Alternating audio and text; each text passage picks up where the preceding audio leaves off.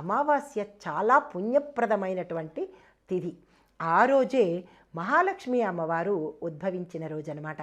అయితే ఆ రోజు మనకి అమ్మవారి కనుక పూజ చేసుకున్నట్టయితే, మహాలక్ష్మి అమ్మవారి పూజ చేసుకుంటే ధనానికి సంబంధించి ఇబ్బందులు తొలగిపోతాయి, రుణబాధలు తీరిపోతాయి. దీంతో పాటు ఇంట్లో లక్ష్మీ అమ్మవారు ఎప్పుడూ మనకి కూర్చుని ఉంటుందన్నమాట.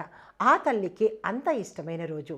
అయితే ఈ అమావాస్య ప్రతి మనిషి మీద చెడు భావాన్ని చూపిస్తుంది అని చాలామంది ఒక రకమైన ముద్ర వేసేశారు. అయితే అమావాస్య చంద్రుడు ఉండడు కాబట్టి, చంద్రుడు మనఃకారకుడు కాబట్టి, అంటే మనకి జ్యోతిష శాస్త్రపరంగా మనసు మీద ఎక్కువ ఇంపాక్ట్ కలుగుతుంది.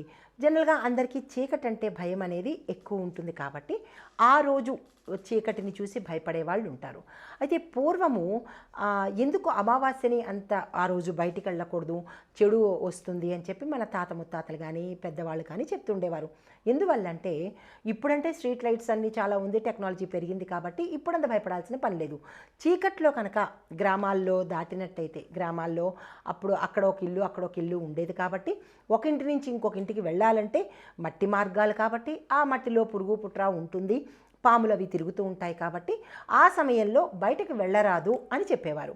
అయితే అది ఒకందుకు వాస్తవమైనప్పుడు ఈ సమయంలో కూడా మనము అర్ధరాత్రి పూట తిరగకూడదు అంటారు. ఎందుకు అంటే నిశిరాత్రి అంటారు.